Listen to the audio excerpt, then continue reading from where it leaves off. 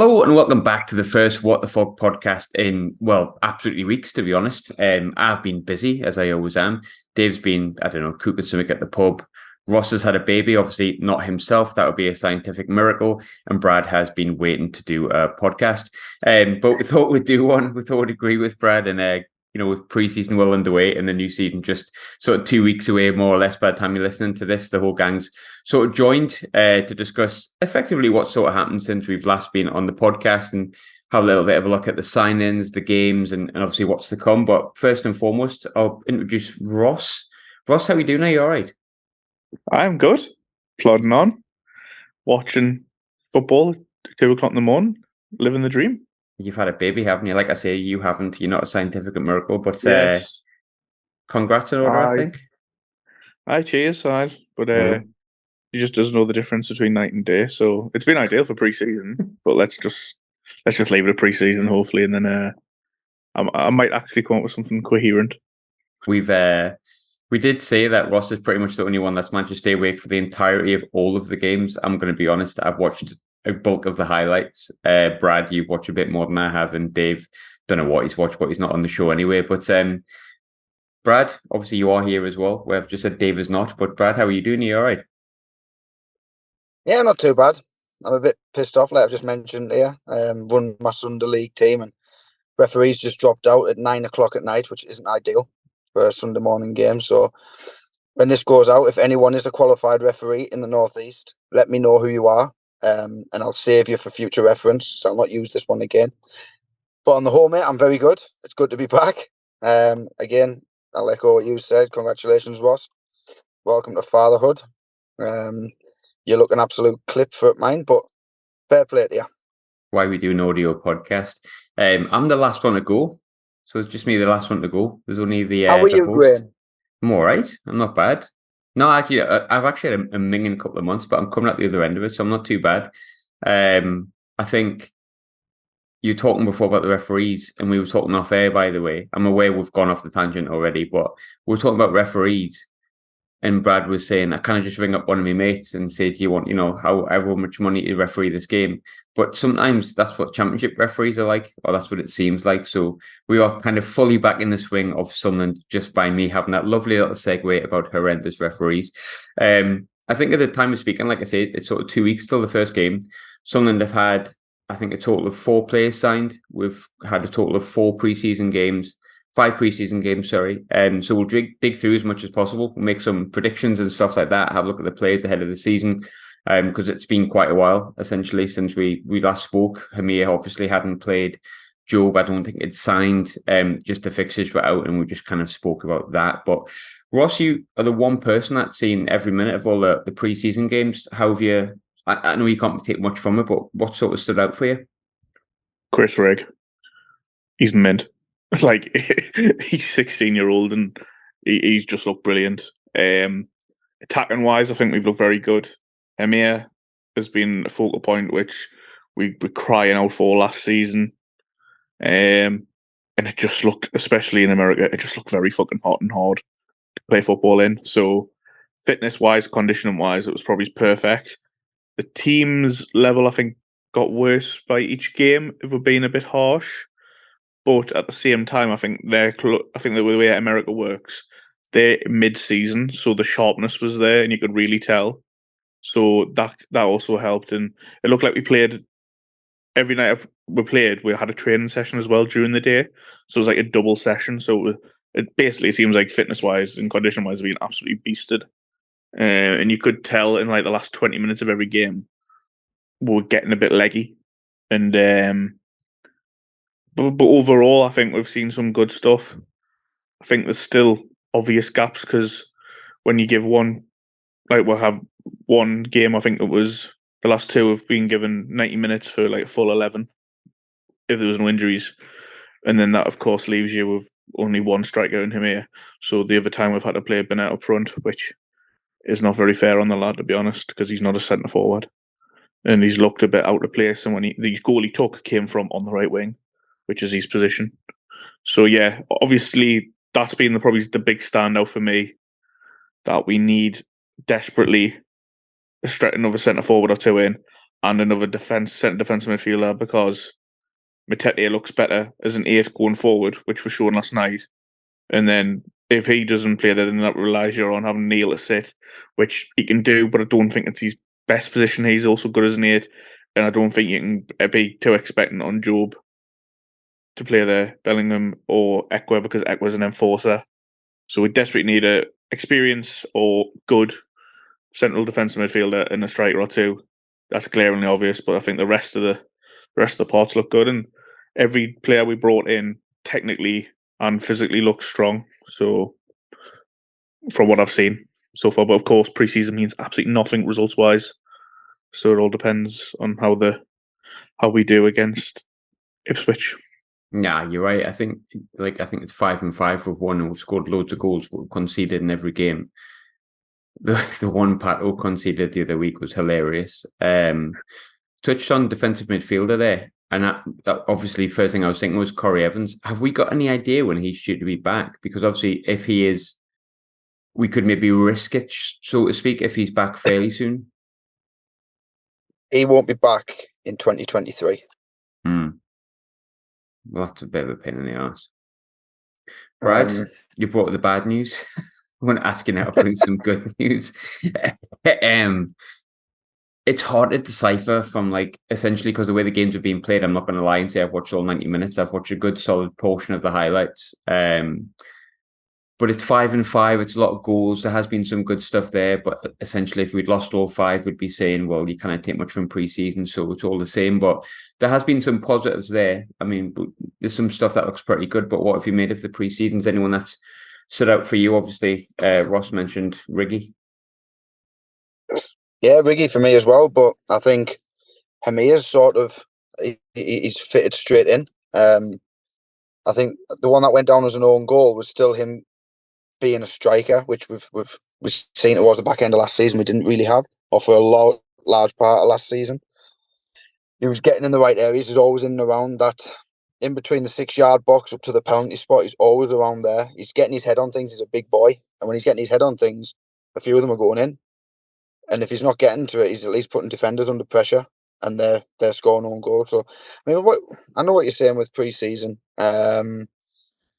If you lose, it doesn't matter. If you win, it doesn't mean much. But these are all professional footballers. They'll go out there thinking that they want to win a game anyway. They want, when you start a game of football, no matter what level you play at, you always want to win. You want to do your best.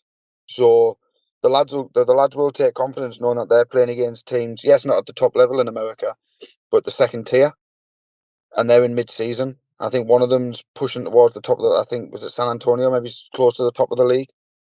And they were I watched about 50% of that game, and they were a very high pressing team, and I thought we dealt with that quite well. Another thing to factor in is how hot it was over there. And it was the second game where they said the altitude was something stupid as well. So they've coped very, very well, and I think it was actually good for Mowbray to try and play the same 11 as much as he could for each game, so they both get all the lads again the full 90 in the tank. It's just a shame we picked up another couple of injuries this early on. I don't know how serious they are yet. I think they'll be assessed when the lads get back. But on the whole, I think it's been a very successful trip over there. And if you look at the club socials, I mean, it's only a positive. I think we've gained a lot of followers in America as well. And it was great to see how many Sunderland fans actually went over. I mean, nothing surprised me with Sunderland fans, but it's just excellent to see how far they've travelled, and they're going to all 3 games. I know a couple of people that went, who were on our branch. They went to all 3 and just toured America watching Sunderland. It's crazy. But yeah, like Ross said, we did get leggy towards the end of games. That's naturally going to happen at this stage anyway. It would have happened over here. Probably not as dramatic because the weather here has been absolutely appalling. Typical British weather. But they've stood up. They've done very, very well. And I mean, one more player I want to say that stood out. Young lad in goal the other night. And it's just a shame he didn't keep a clean sheet. I mean, if it wasn't for the last couple of minutes of the game, he'd have kept a clean sheet, and I was very impressed with him. He looks a talent. 16-year-old to come in, and he was so commanding and very confident. It's very positive. I mean, I'm not saying we don't need to get another keeper when you're talking about players we need to bring in. He probably won't be ready, but he could be ready to go out on loan to a National League, possibly League Two side, and see how he gets on, because he looks a real talent as well, mind. I mean, it's good as well. Like, I know we've seen Pato and we've seen Pickford sort of in the years previously when they came in pre-season games at 16 or whatever, and you thought, they're all right then, look decent, and you were aware that they weren't ready, but you kind of thought, well, next 4 years or something, there's a keeper there that can, potentially come in and fight for number one. So I think that was a real big positive. I think he's ironically called Young. Is that right? Matthew Young, I think he's called. But you touched on sort of the fans and stuff in America as well. I've got to say, we're going to get onto it later on, because I think it needs to be touched on, the stuff off the field for Sunderland, but I really think the socials have been really good. And I know people say it's only social, it doesn't matter if you're engaged on the pitch, and I do wholeheartedly agree, but look, social media is like a really important part in sort of growing the club and enticing people to want to come to the club. And I do think the media lads have got it right over the past few months, and I think it's been really, really good. But looking at the players you've touched on before, I think, Ross, I'll come to you with this one. I think he's called Seelt, the Dutch boy. Obviously, we've got Job, we've got Nectar, not trying his surname, and Hamir as well. Now, over in America, Hamir obviously got quite a few touchdowns, which was good to see. He's still our only striker, but it's very, very, like our only fit striker, should I say. But he looks like the kind of striker we need, not just that he's had a good pre-season, as you said before, his size and his stature. Ellis Sims went to Coventry for, it could round up to 8 million, I think. If Hamir is the player that he seems to be in pre-season, I think we've saved 8 million there. What do you reckon? Definitely. Let's be honest, if you play for Benfica and you win the away for Youth Champions League and you score goals for fun at that, you've got to have someone about you. You know what I mean? He's technically very good as well. I know he's a big lad, but like he's to be fair, Brad touched on it as well about the move that he didn't get the goal for it, went down as an own goal. But that's just like natural instinct and intelligence, isn't it? To know where to be positionally, to get across your man, put the defender under pressure. Something we praised Ross Stewart for the best part of 2.5 seasons. Definitely, he's very similar to Ross Stewart, I think. But he, like you say, he's very tall. He's winning headers for fun. But like I say, on his feet, he can hold the ball up and he links up really well. Like, he's brought out a different side of Alex Pritchard as well. Because Alex Pritchard, to me personally, he did it in glimpses last season, but he did look a bit lost. And then when he's had Hamir next to him in pre-season, he looks like the Alex Pritchard we had in League One, who was the playmaker. How many times did we say though last season as well that Pritch needs Ross Stewart? Yeah, we actually, on one of our podcasts, and I can't remember which one, we actually said Pritchard misses Ross Stewart. We said them words, and like Ross was saying there, I know he's a big boy, Hamir, but what I really liked about him is he plays very similar to how Ross Stewart does. He's not afraid to run the channels. He's not afraid to come and get involved as well, like a big man does, rather than just big lump up front, see what happens. He'll come deep, he'll recycle the play, and then he'll make his move. And that's very intelligent for a 19-year-old to know how to do that. I mean, football's come on leaps and bounds, and he will have been coached that. But for a 19-year-old to go and do that in the first team game, albeit friendly, it's very, very positive. Yeah, I also think with him. Sorry. No, go ahead, mate. Go ahead. I also think with Hamir, there was a lot of clubs after him, like Brighton in the Premier League, who were flying. He wouldn't. Let's be honest. He wouldn't have came here if he wasn't going to be told that you've got a chance of playing regular minutes in the Championship. So he's came to start games and be given an opportunity. And I think the way everyone talks about the model, but that's the only way we get these talented players to come here, by offering them game time. Look at how good Ekwar's been this pre-season, but he's basically continued that from the end of last season. It's because we give these young lads a chance in senior football environments, and even if they struggle at first, which Ekwar did massively, in my opinion, it took a few games for him to like wake up.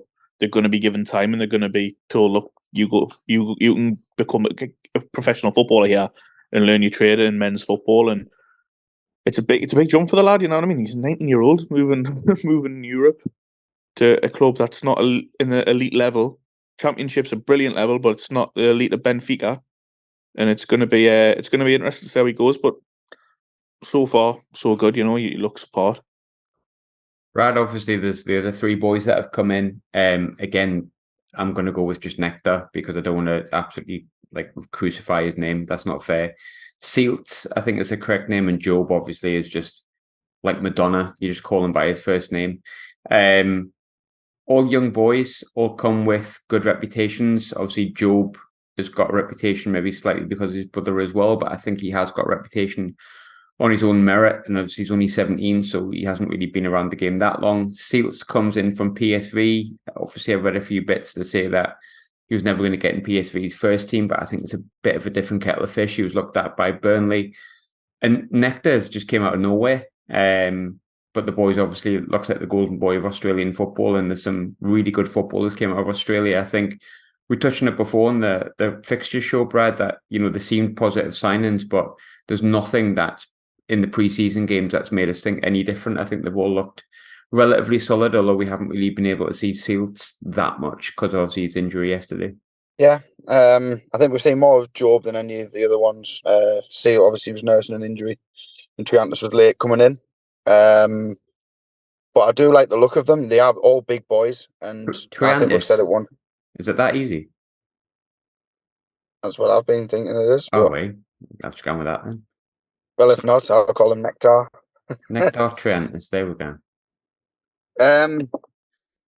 Yeah, I mean, they're all big boys, and I think that's what we said on the fixture show as well. Credit the recruitment team; they've realised why we didn't manage to get to the playoff final, because we got bullied in the second leg because we didn't have a big enough team.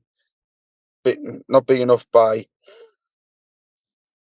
numbers. Well, our numbers were down, but just in stature, we were just too small, and ultimately it was 2 set players that cost us 3 if you count the first leg. So yeah, I am hopeful still. I mean, I haven't seen enough of the 2 boys at the back really to have a fair judgment just yet. And really, it's not fair to judge Joe, but he does look like he's a few years ahead of where he should be, which is a positive. He's playing more, maybe he's 19, 20-year-old at that stage of his development. You forget he is only 17 years old. 17 years old, man. I mean, what was I doing at that age? 10 Richmond Super Kings and a bottle of White Lightning. He's playing football in centre midfield to Sunderland. It's very positive, but there is always going to be that little, we need another experienced player or 2. Yeah. I think if we are to go and get one of these Corey Evans type players, it's going to have to be someone like Corey Evans. I'm not saying go and sign someone. Well, how old's Corey? 31, 32? I think so, something like that. Maybe he's go and pick up a player who's just on the fringes of a Premier League side, or even just being released, who's 27, 28-year-old, but they've got 300 games behind them. I mean, what's that? Who was that lad from Fulham? That boss was at the stage of my life. Kenny. Oh, yeah, Tom Kenny. Aye. But he's not getting in the side, but he's got a lot of games behind him. So someone like that, I think that's who we need. We need someone who's, it's all well and good having all these numbers, and like Ross said, we've got a lot of 8s, but they're all young boys. We need someone with experience. If it's not going right and it's starting to look like maybe he's getting a bit leggy, a bit nervous, someone to come in with this experience and sort of pick them back up and steady it. It's exciting, but it's still the squad as it is very exciting, but it's still a little bit light in experience for me. I just want to point out that Tom Kenny played 33 games for Fulham last year. But he was always a sub. Was he? Predominantly, he played as a sub. Oh, right. I stand corrected. He very, very rarely started. I think he started the season, then he started getting left out. I don't know if it's, or maybe it's in January if William came in, and he wasn't really seen after that. Well, I am not from the start anyway. He clearly was seen. Yeah. But yeah, he's got a lot of experience. Someone like him would be ideal. But if word got out that he was available, there's a lot of low end Premier League sides would be looking at him as well. So, but you know what I mean? Someone around that stature that can control a game, but also can lead a team as well. Yeah, I think as much as the young players have been the exciting ones, like the the anchor of like Danny Bart and Alex Pritchard and Corey Evans have been massive, and I think I don't want to lose that completely. And I'm sure Tony Mowbray doesn't either. I think it's just a case of getting the right experience head within the club, and I hope obviously that is something that we do as well. But before we touch on a couple of potential negatives, I think we think they are negatives, to be honest, just kind of a bit more balance and maybe devil's advocate. You mentioned a young boy at the start of the programme, Ross. I've officially heard that he now hates the Mags, which is great news. Chris Rigg, look, the boy's a talent. You can quite clearly see that. You could see that in the games against Fulham. His reputation within the game seems very, very high. And look, as much as I hate that lot up the road, potentially the richest club in the world at the moment, and they were quite willing to sort of go in and try and offer him big bucks. He's decided to stay, which is great news.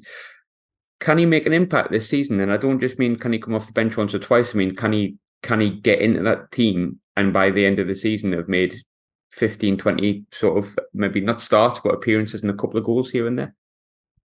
Yeah, like I can't believe, like from the lad who came off the bench at Fulham in January to the lad I've been watching in pre-season, physically and just intelligence-wise on the pitch, he looks like a new player. And obviously people have seen this potential in him for years. That's why he's always been. He was playing for our under-18s last year, captain when he was 15-year-old. Like, you know what I mean? You've got to be something to do that. 15-year-old coming off the bench in the FA Cup at a Premier League against a Premier League side. You know, he's definitely got something about him, and he's a good finisher by the looks of it as well. He had one ruled out last night, but then the 2 goals he took against Shields and then the one against San Antonio was a brilliant finish.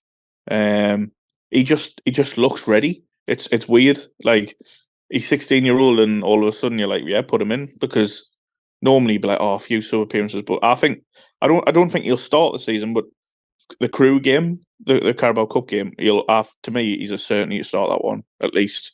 And I think as the season progresses, he'll just grow into it. And I think we have got potentially one of the best young talents in the country in our squad, and it's testament to the turnaround in the club, in the academy side and the first team side, that when you mentioned the Mags, there was a few other clubs, I think Man United, Liverpool, and that were all interested in him.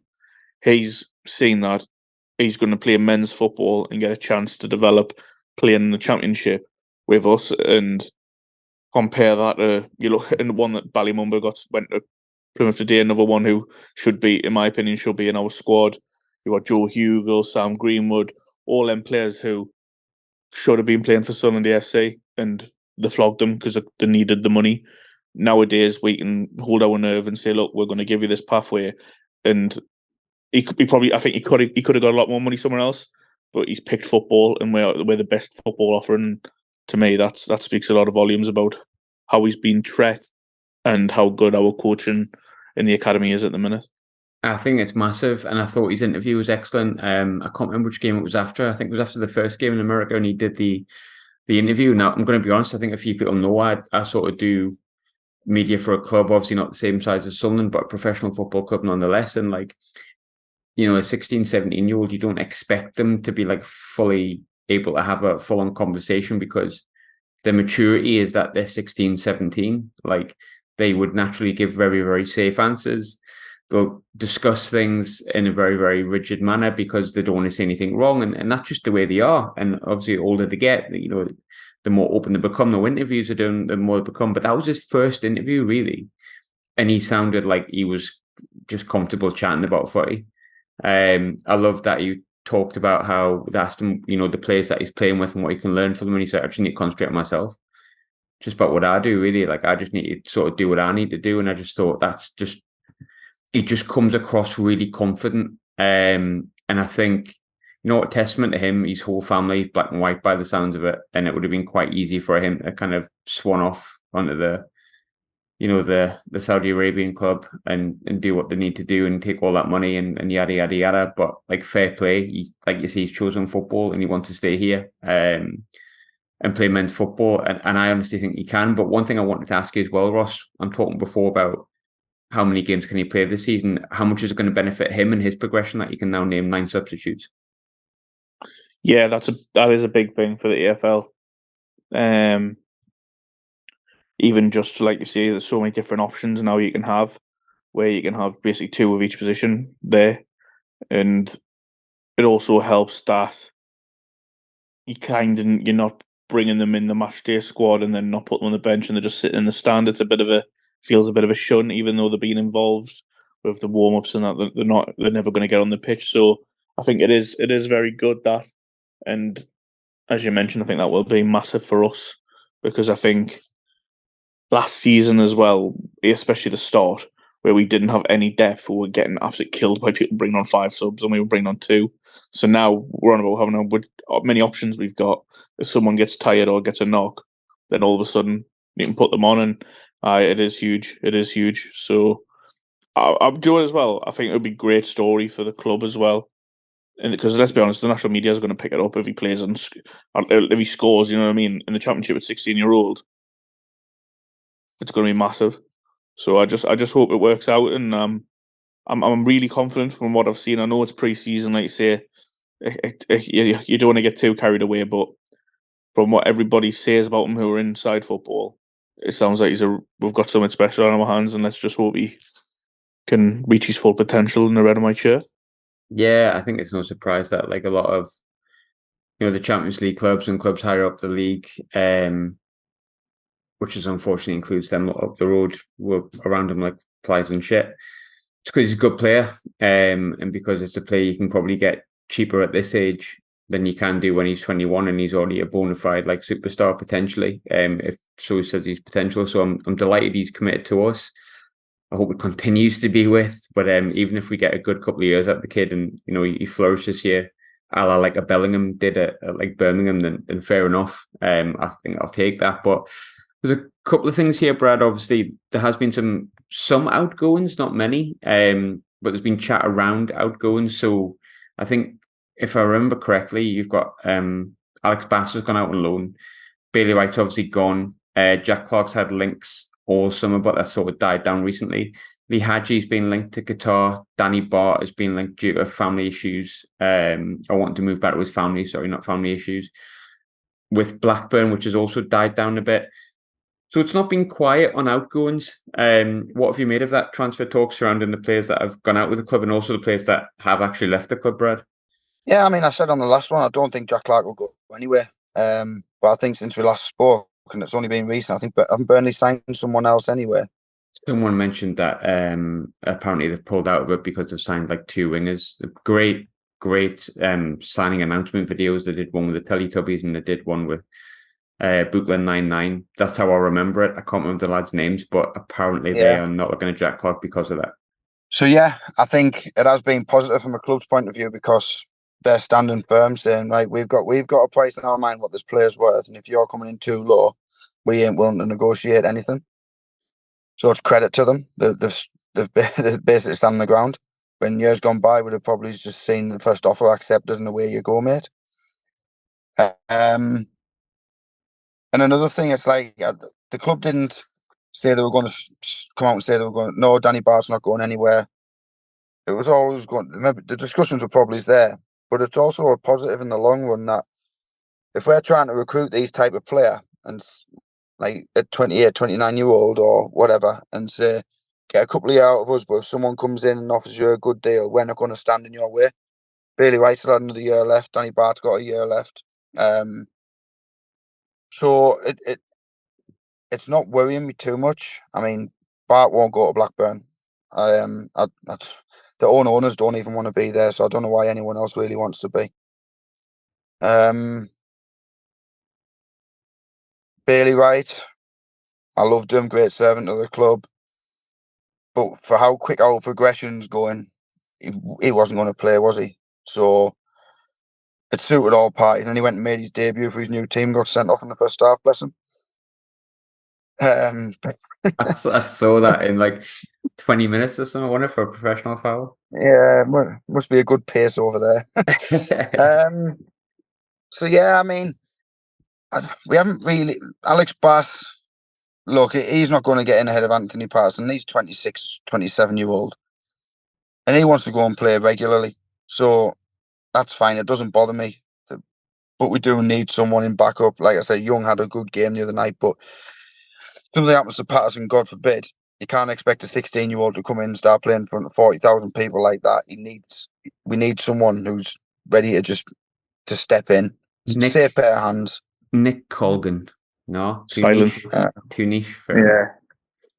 But to be fair, that Nathan Bishop's been mentioned quite a lot, and I quite like that because he's a player who's played in League One and was so good that Man United then wanted him, and he's kind of stagnated.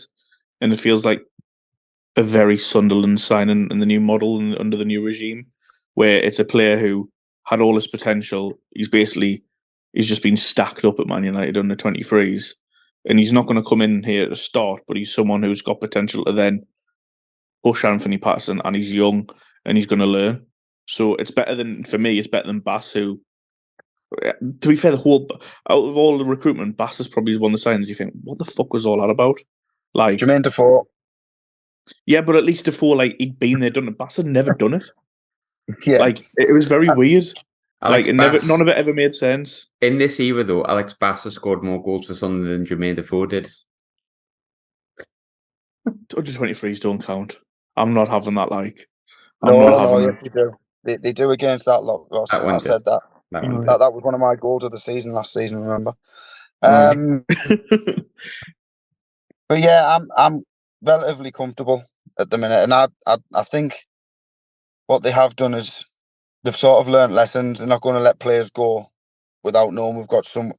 They're going to bring players in before they let them go.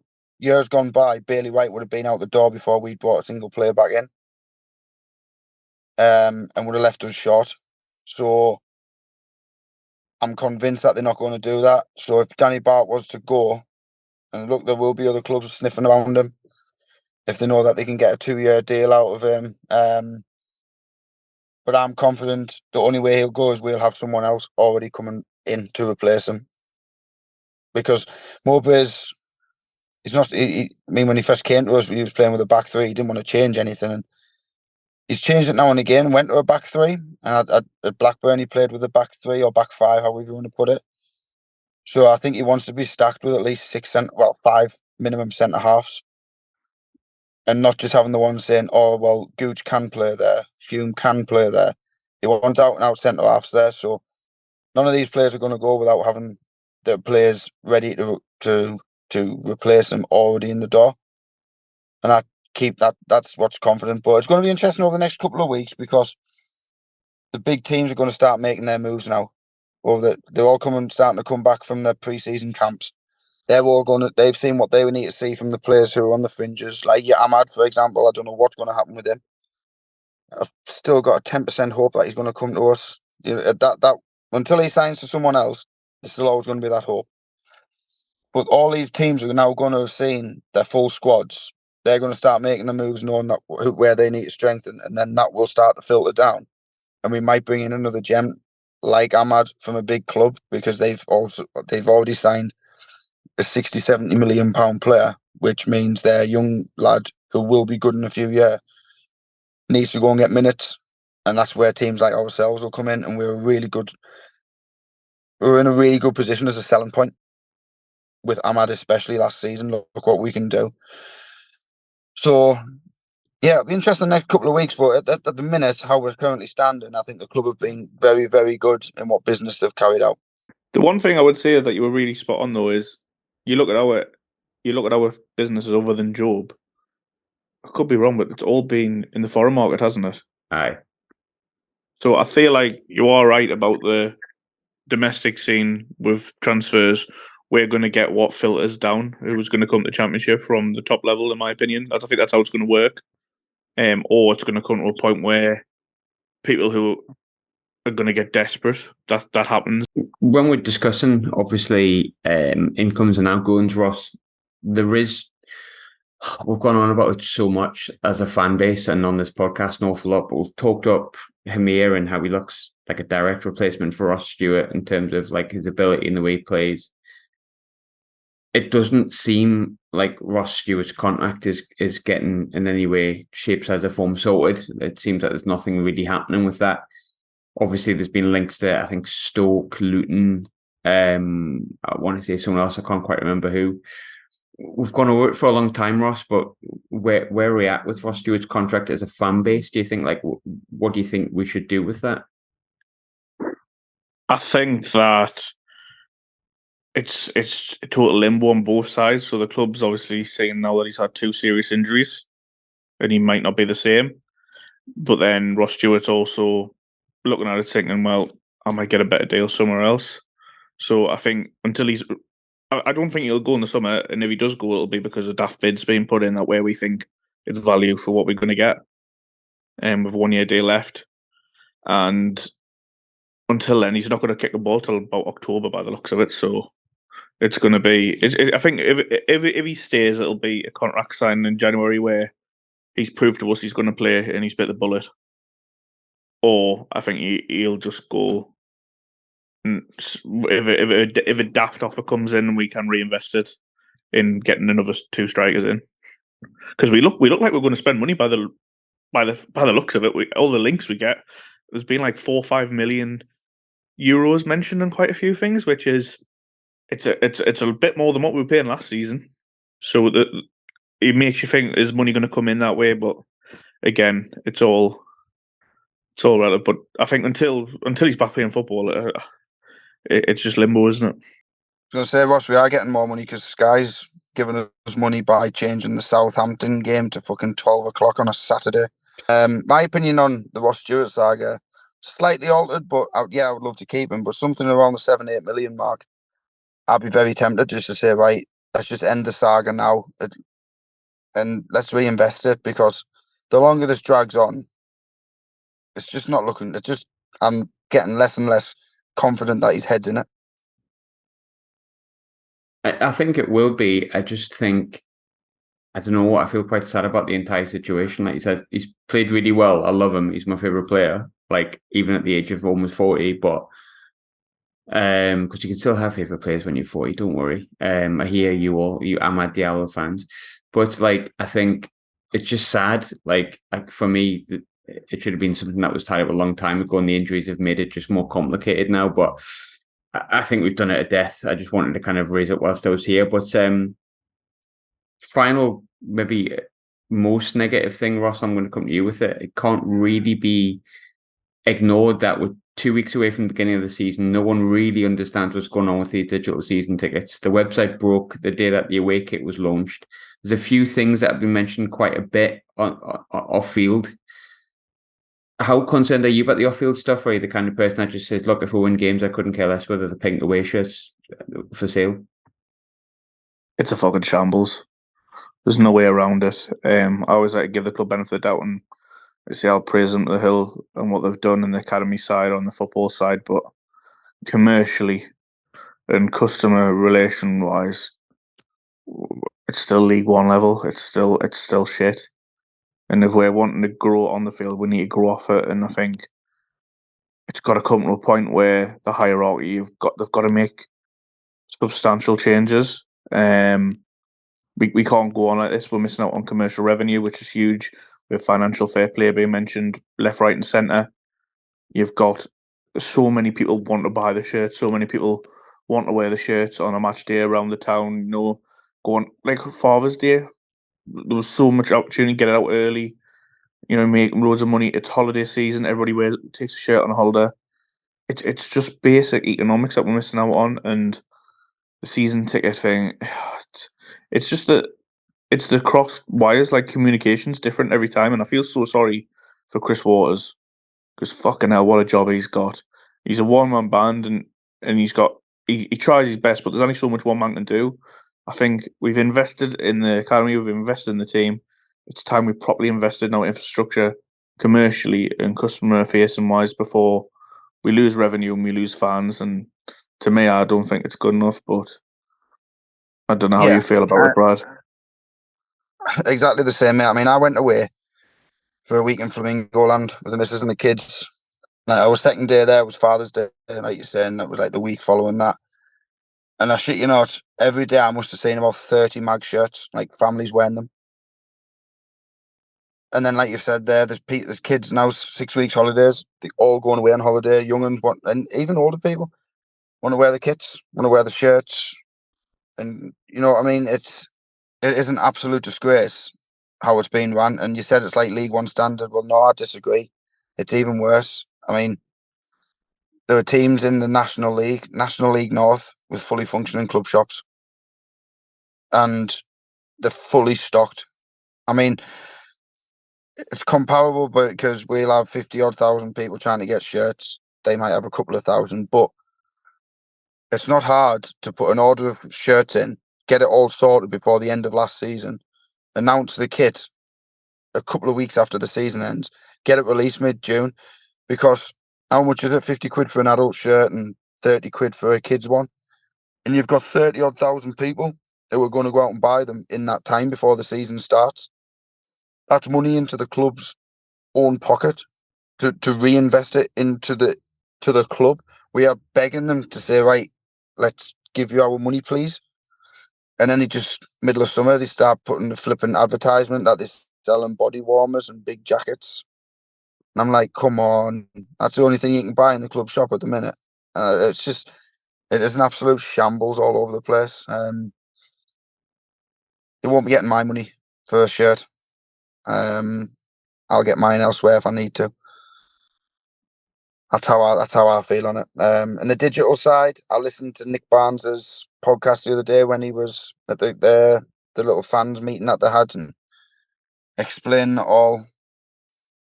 But look, it will work for those who have got access and who are tech savvy and knows this type of stuff. But the way they've came out and said, right, you can have a little white card if you come and queue at the club shop between Monday and Friday, when predominantly most people go to work, or we're going to set up a little stall on the day of the first game.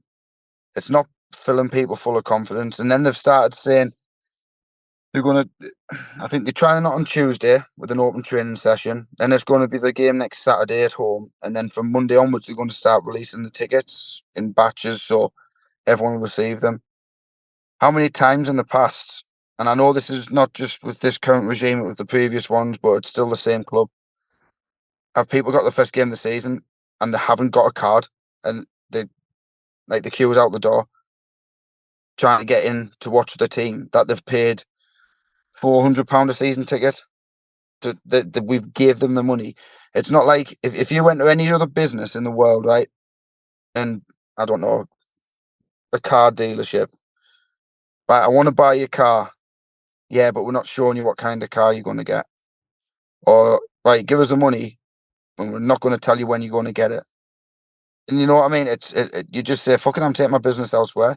And I think they're starting to they have been taking us for granted as fans, knowing that we will come back anyway. We will find a way to come back. People will be happy to queue outside for 2 or 3 hours in the piss and rain. But there needs to become a point where the fans say, you know what, fuck yeah. If you don't get it right off the pitch, commercially, customer relations, then I'm just not going to come anymore. And it's a shame because we've been so positive about everything that's going so well on the pitch. But I feel so strongly about we're trying to, for the last, 10 years, this next generation of fans have been dealt with relegations, League One football, and absolute shite. Now they're becoming to the point where we're starting to look right on the pitch, but when they're getting to the age now where they're going to want to be starting to buy stuff themselves, not relying on their parents, they're going to see the absolute farce that we all have to go through behind the scenes, and they'll be thinking, you know what, I can't even be bothered with it. And you're going to start losing the younger fans again by stuff that's going wrong off the pitch. It needs sorting. And those at the top, like Louis Dreyfus and that, if they look at Steve Davis and think he's done an exceptional job, they need to wake up, because he's been very, very average at best for me. Yeah, it's been poor. I can't really add much more than what you have, and I'm a bit different. I can use a phone and I can be tech savvy and yada yada. And I know everyone has arguments on both sides of the fence, but like even just the communication's poor. Like, I wanted to now to go into the Mallorca game, of course. I bought those tickets over a week ago and still haven't been sent the digital version of it, which is another question, but this is kind of the point I'm making. This is kind of not how things should be, but you know, it is what it is. We've touched on stuff. I can't add any more to it. Ross, it's the first team we're playing against that I think are ranked like higher than us. It's at the Stadium Light, which is nice. I know we've had a few over the past few years. We had Heronveen a few years ago, and I know that we had I think it was Wigan Hull, something, Hull. Hull a few years ago. But like Mallorca, it sounds nice. And it's probably... It's one that everybody wishes away, isn't it? Imagine that. A little bit. But I mean, the last time we had a team that was of decent size would have been obviously the team from Glasgow that came up, which was Celtic, but the state of the club at that point wasn't fantastic in any way, shape, so the form of the day was awful. A little bit different now. Good team that are going to come to the stadium light. Should be a decent enough crowd. And we should be able to kind of get a bit more of an idea of what that lineup's going to look like and kind of what shape we're in ahead of the season. Yeah, it'll be interesting. I personally think that they've only put the game on at home so they can see if the card machine works. I honestly think that that's what it is, because the thought we're kind of be having 40,000 people stuck outside live on Sky on a Sunday. Oh, just tell the lads at Mallorca they can get a 1999 Ryanair. Honestly, we'll cover it. It'll be no bother. Just get them over. It sounds nice. It'll be nice and sunny and sunny, I promise. Are they they're in La Liga on the Mallorca? Yeah. So, like I say, it's a top level club. They'll probably bring a different type of opposition we'll face, but it'll be good to get out at home. I know we've got the open training session as well. I like them. When I was a kid, I loved them. So it's good for the young ones to come down. But yeah, it'll be interesting to see where we're at. I think there'll be a crowd of about 20,000 at a push. It'll be a bit like the Crew game, to be fair. So we've got when we got Hartlepool, by the way. Where do we play them next week? I think Tuesday the 1st. And I know that because I'm gone. To me, though, I think that should have been before all of the American games. I feel like the scheduling for preseason's been a bit weird this season. Like the way you increase the level. I think they've only put that one in because we don't have to travel far within the last week. They can still train at home. I think that's the only reason they've done it. And obviously they'll use these 2 games as... I know some people said maybe it's a stronger team on Saturday and the rest of the lads on the Tuesday, but listen to what Mowbray's saying. I think he's still well up for mixing the two squads for the 2 games. I hope so, because I'm going to Hartlepool one. I don't want to... Well, granted, but saying that the young'uns all look really, really good pre-season. We don't really have young players coming in the team now. They are our team. So it's hard to give the young'uns a chance because they are our first team. The only way we'll get younger is if 11 bands when nappies come on playing, innit? My young'un and your young'un might get everyone out the next couple of years. But what you were saying there about the Mallorca one, they're going to see if the card readers work, whatever, so 40,000 aren't outside the ground.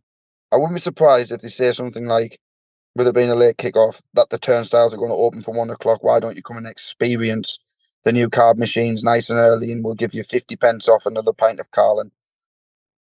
Because I think their arses are going to start clapping when inevitably something's going to go wrong against the Mallorca one. Something might be just minor, but people are going to be turning up and out maybe it's half an hour, 45 minutes earlier than they usually would, and the queues are going to be horrendous. I mean, I'll still be over in the tavern till 5 to 5 or whatever. Sat with you, Ross, and sat with you, Graham, if you bother to come and show up. We'll be at the game, but looking at I'll be. But the Mallorca actually finished in 9th last season. They were 10 points off a Europa League position, which isn't too bad. I think they finished just below Bilbao, Osasuna, and then Betis and Villarreal are the ones that got into the Europa League, and then obviously after that you've got your Champions League. But yeah, you know what? I'm looking forward to it in a kind of weird way. I'm looking forward to the shenanigans that I know are going to happen with the tickets as well. But I'm pleased. Betis beat Borough today as well. Betis beat Borough today as well. Now that's similar standard really of what we're going to be expecting. And by all accounts, I had a couple of family members that went, and it was down in Chesterfield for some reason. I don't know why. But by all accounts, they said it was a good game. And they brought not many fans, but they brought a few, and it was a good atmosphere. And the Spanish lads accounted themselves very well. So I'm hoping that it is a half decent standard, and it will be. They won't want to travel this far a week or so before 2 weeks before their season starts, and just try and just turn up to put some numbers there. They'll come over here thinking it's a big stadium, decent sized crowd. Similar to crowds to what they'll be used to over there, unless they play the big teams. I want to give it a good go, so it will be a good test, and I'm looking forward to it. Yeah, I think I'm just looking forward to getting back in the stadium. Like, it feels like it's been quite a while, and it kind of weirdly creeping up, that Ipswich game out of nowhere after feeling like it was like absolutely ages away. But we've done a podcast, which feels like I haven't said that for a while. But thanks for the people who've joined us and listened in. And obviously, these will become a bit more thicker and a bit more faster as the season edges closer. You'll have your preview shows, you'll have your review shows, everything you've come to expect. And hopefully, if we can, some former player interviews. I'll be honest, I'm giving it a go, but I'm not pushing anything too hard. But fingers crossed, I've got one or two coming up for you. And if not, just regular old me, Ross, Dave, and Brad. But Ross, Brad, congrats again, Ross, and thanks both of you for joining us, mate. I think we're a bit out of practice, so if you haven't enjoyed it, that's just understandable. Don't give us any grief.